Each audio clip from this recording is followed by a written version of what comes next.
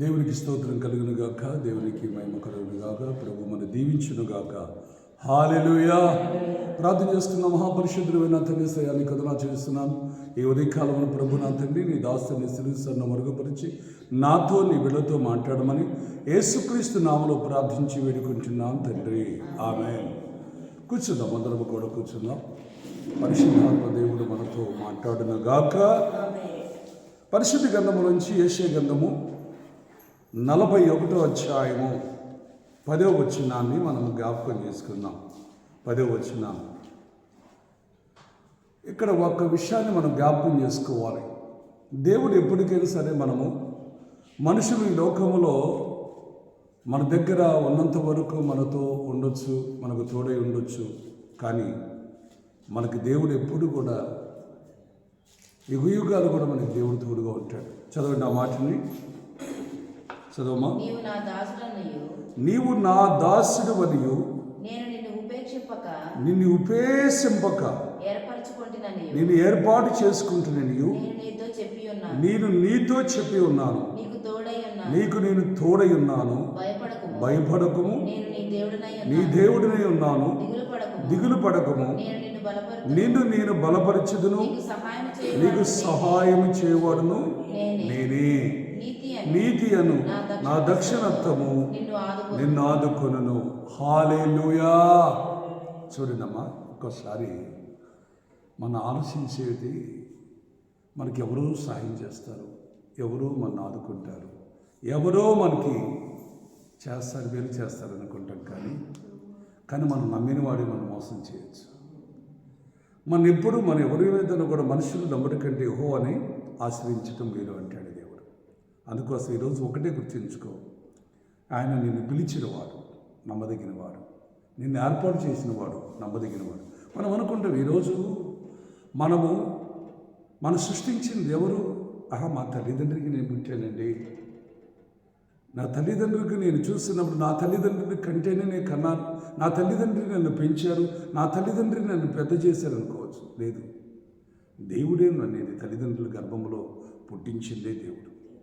పుట్టించిన మొదలుకొని తల్లి గర్భంలో ఉన్నప్పుడే ఆయన నిన్ను నన్ను చూసి మనం ఎలా ఉండాలో కూడా, మనం ఏ స్థితిలో ఉండాలో కూడా చూడండి. మన తల్లిదండ్రులు అనుకున్నట్టుగా ఉన్నామా? నా తల్లిదండ్రులు వాళ్ళ ఆలోచనలు వేరు. వాళ్ళకు మన పిల్లల మీద, మనం వాళ్ళ పిల్లలుగా ఉన్నప్పుడు వాళ్ళ ఆలోచనలు వేరు. కానీ తండ్రి అసలు పుట్టించిన ఆయన ఆలోచన వేరు. అర్థమవుతుంది? ఆయన పుట్టించిన ఆయన ఆలోచన చిత్తమే జరిగిద్దే. కానీ ఎప్పుడు మన తల్లిదండ్రుల సిస్టం కానీ మన సిస్టం కానీ ఎప్పుడు కూడా అది పనిచేయదు. అర్థమైందా? అందుకోసం నేను అక్కడ చూడండి, చాలా జాగ్రత్తగా గ్రహించండి. 8వ వచనాన్ని ఒక్కసారి కింద 8వ వచనం చదవమ్మా. 8వ వచనం. నా సేవకుడైన ఇశ్రాయేలు, నేను ఏర్పాటు చేసుకున్న యాకోబు. చూడండి, జాగ్రత్త గ్రహించండి. నన్ను ఏమంటున్నాడు? నేను ప్రేమిస్తున్న అబ్రహాము సంతానమా, బూదిగంతముల నుండి నేను ఎక్కడంటమ్మా? బూదిగంతముల నుండి నేను పట్టుకొని కొరల నుండి పిలుచుకున్నాడంట. గట్టిగా చేద్దాం. మరి యాకోబుని కనదేవుడు లెక్కపోకరంగా యాకోబుని కనదేవుడు చెప్పరేంటి? ఎవరు కన్నారు ఈ భూమి మీద? యాకోబు తల్లిదండ్రులు ఎవరు? కాదు కదా. యాకోబు తల్లిదండ్రులు ఎవరమ్మా? ఇస్సాకు, రిబ్కా. వాళ్ళ యొక్క సిస్టం నడిచిందా? చెప్పండి. ఇస్సాకు మరి నా కొడుకులు ఎలా ఉండాలని ఆలోచన చేసి ఉంటాడు. రిబ్కా కూడా నా కొడుకు ఎలా ఉండాలని ఆలోచన చేసింది. వాళ్ళ ఆలోచనలు ఏవి పెంచాలి. ఎవరు ఆలోచన, ఎవరు సృష్టి? ఏమంటున్నాడు ఆయన? నేను ఏర్పాటు చేసుకున్నా. చదవండి ఒకసారి, మళ్ళీ 8వ వచనం మళ్ళీ చదువుదాం. నా సేవకుడైన ఇశ్రాయేలు. ఇశ్రాయేలు అంటే ఎవరు? యాకోబు. నేను ఏర్పాటు చేసుకున్న యాకోబు, నా స్నేహితుడైన అబ్రహాము సంతానమా. ఎక్కడి నుంచి అంట? బూదిగంతము నుండి. ఎక్కడి నుంచి? బూదిగంతము నుండి. కొరల నుండి నేను నిన్ను పిలుచుకొని ఉన్నాను. నీవు నా దాసుడు నీవు నేను ఉపవేశించుచున్నని ఏర్పాటు చేసుకుంటున్నాను. నీతో నేను చెప్తున్నాను. ఏర్పాటు చేసుకుంది ఆయన నన్ను. ఈరోజు ఉదయకాలం వచ్చి ప్రార్థన చేస్తున్నా అంటే, అమ్మా ఈ ఉదయకాలంలో లేచి 12 అనుకొని మళ్ళీ లేచి ప్రార్థిస్తున్నాం అంటే ఆయన ఏర్పాటు. మనం ఎవరో చెబితే కూడా లేవరా, తండ్రి మనని చెబుతున్నాడు, తండ్రి మనని నడిపిస్తున్నాడు, తండ్రి మనని ఆయన ఆరాధించే భాగ్యాన్ని మనకి ఇస్తున్నాడు. ఒకటే గుర్తుంచుకో, ఈ లోకంలో అందుకోసం ఒక గ్లాసులో ఒక పాట పాడుతుంటాడు, మనకి ఎప్పుడు తెలిసిన పాట ఏంటది? ఎన్ని తలసినా ఏది అడిగినా జరిగేది నీ చిత్తమే ప్రభువా, జరగాలి నీ చిత్తమే. నీ వాక్కుకై ఏసి ఉంటిమి, నా ప్రార్థన ఆలకించుమా ప్రభువా, నా ప్రార్థన ఆలకించుమా. నీ తోడు లేక నీ ప్రేమ లేక విలలోన ఏ ప్రాణి నిలవలేదు. నీ తోడు లేక నీ ప్రేమ లేక విలలోన ఏ ప్రాణి నిలవలేదు. అడవి పువ్వులే నీ ప్రేమ పొందగా, అడవి పువ్వులే నీ ప్రేమ పొందగా, నా ప్రార్థన ఆలకించుమా ప్రభువా, నా ప్రార్థన ఆలకించుమా. ఎన్ని తలసినా ఏది అడిగినా జరిగేది, మనం ఏదనుకున్నా అది జరగదు.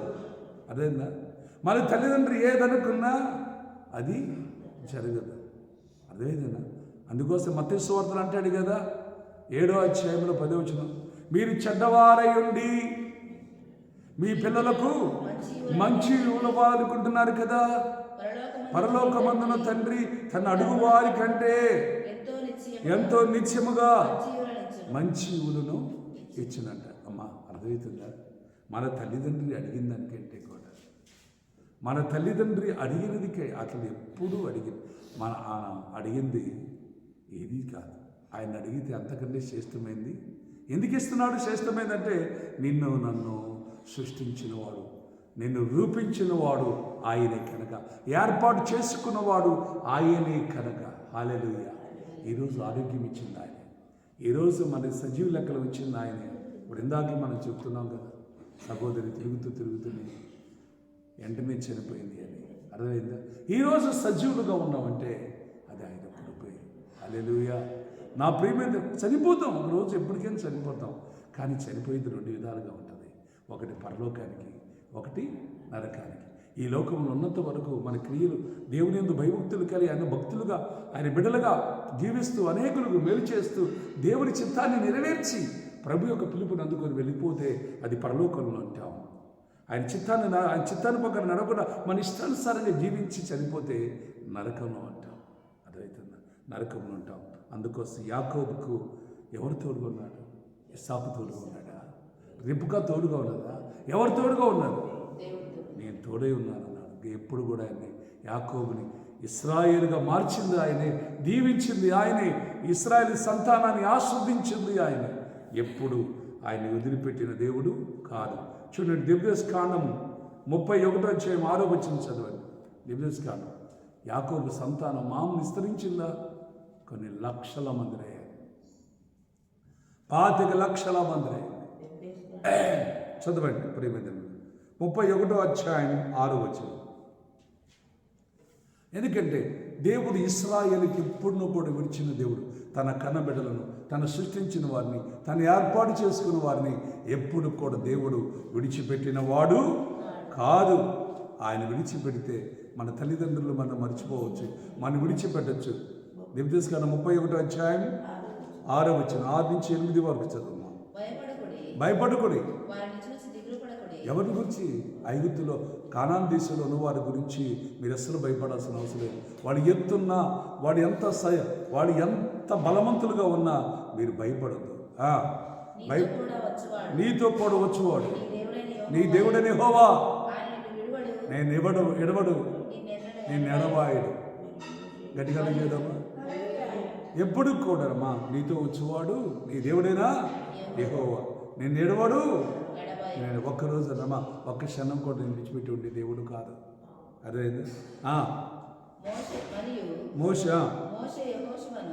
మోషే యెహోషువను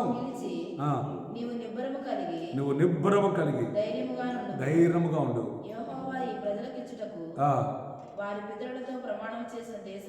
చూడండి, వారి పితరులకు ఇచ్చిన దేశమును, కానాని దేశమును ఆమేన్, హల్లెలూయా. మోషే ఇంకా నేను అక్కడికి రావడానికి వీలు లేదు, నేను కానాని దేశంలోకి నేను రాను, నువ్వు వెళ్ళు. ఇగో ఈ ప్రజలకి వీళ్ళందరికీ ఇచ్చుటకు నువ్వు వెళ్ళయ్యా, ఆ దేశాన్ని నీకు ఇవ్వబోతున్నాడు. గట్టిగా చేద్దాం. అసలు కానాన్ దేశంలో బలవంతులను ఎలగొట్టాలంటే అసలు ఇశ్రాయేలు వల్ల కాదు, వాళ్ళ బలము శక్తి చాలు, దేవుని శక్తి. గట్టిగా చేద్దాం. దేవుని శక్తి, ఆమేన్. దేవుని శక్తి తప్ప ఏది పనికిరాదు. ఎందుకంటే దేవుడు ఇశ్రాయేలుకి తోడుగా ఉన్నాడు గనక. గట్టిగా చేద్దామా? ఆ కానాన్ దేశాన్ని దేవుడు ఇచ్చాడు. ఇప్పటికి కూడా దాన్ని అది ఉన్న దేశం కొంచెమే, కానీ ఇప్పటికీ కూడా అప్పటి నుంచి ఇప్పటి దాకా అది ఉన్నది కొంచెమే, కానీ ఆక్రమించుకోవాలని ఎంతో ప్రయత్నం చేస్తున్నారు. కానీ దేవుని చిత్తము లేకుండా, ప్రభు చిత్తము లేకుండా ఎవరు అడుగు పెట్టడానికి వీలు లేదు.